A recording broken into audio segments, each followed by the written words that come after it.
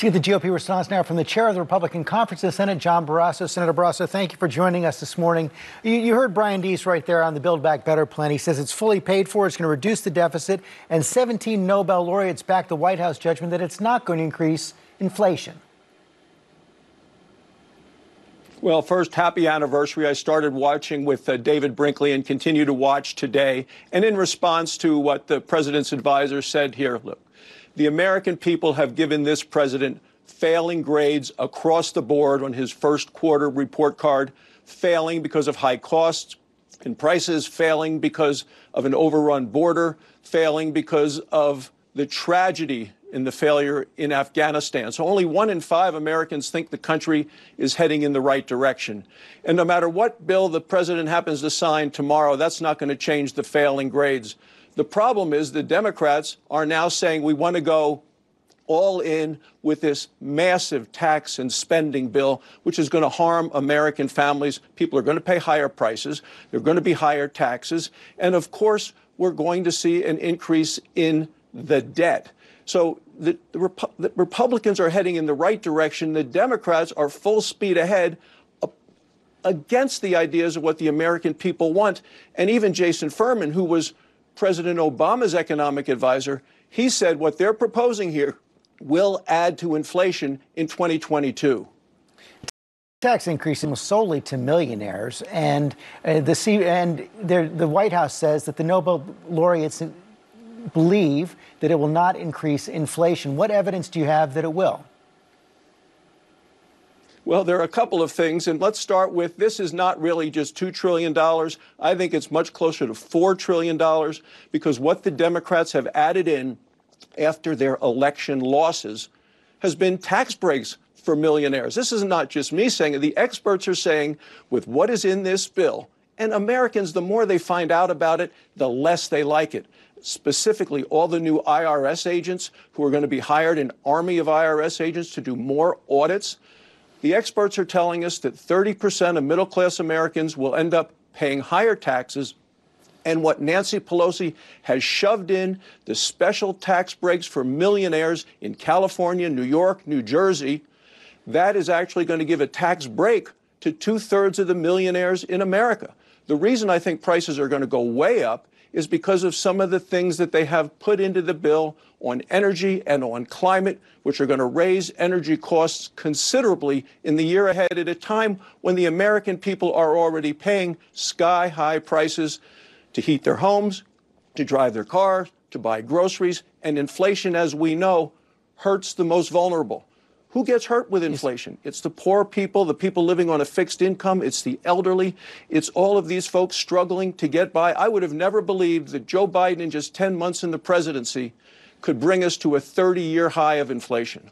Let's talk about the infrastructure bill he's going to sign into law tomorrow. Bipartisan infrastructure bill. The White House has put out a fact sheet showing the benefits to your state of Wyoming. I want to show it to our audience right now. They say $1.8 billion for highways, $225 million for bridge replacement and repairs, $100 million for broadband, $335 million for water infrastructure, and $72 million for airports. Why did you vote against a bill that provides so many benefits to your state?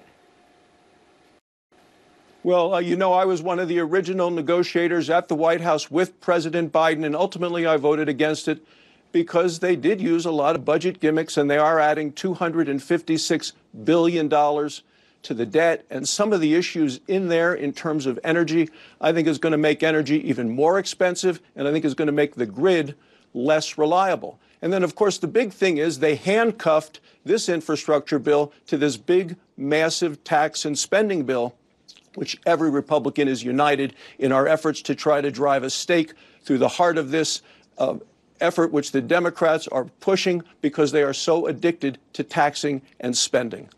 Finally, I want to ask you about President Trump. As you know, John Carl, our chief Washington correspondent, had an interview with President Trump he released this week where the president seems to defend those who are saying hang Mike Pence on January 6th. Want to show it. Were you worried about him during that siege? Were you worried about his safety? No, I thought he was well protected, and I had heard that he was in good shape. No, you heard those chants. That was terrible. I mean, there's, he could have. Well, the people were very angry.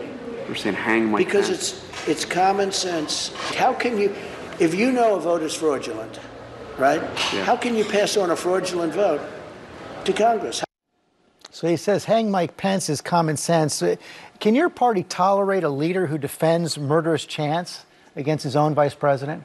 Well, let me just say, the Republican Party is incredibly united right now, and it's because of the policies of this administration. And I think the more that the Democrats and the press becomes obsessed with President Trump, I think the better it is for the Republican Party. President Trump brings lots of energy to the party. He's an enduring force. But elections are about the future, not the past. And that's what we saw in Virginia and all across the country.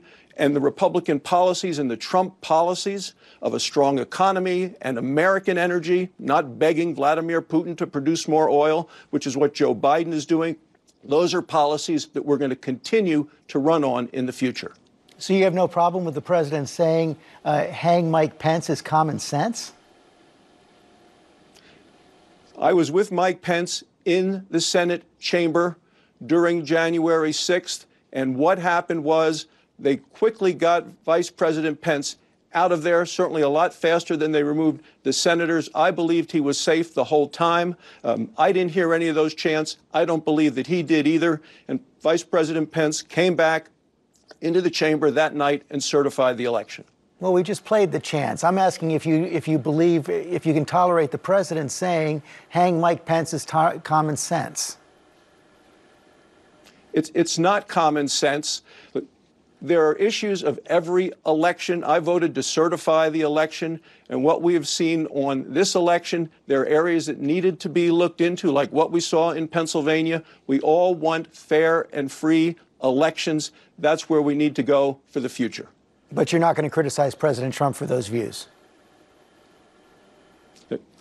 I don't agree with President Trump on everything. I agree with him on the policies that have brought us the best economy in my lifetime, and I'm going to continue to support those policies and continuing to work to stop what Joe Biden is doing to this country, which I believe is almost irreversibly bad. Senator Barrasso, thanks for your time this morning. Thank you.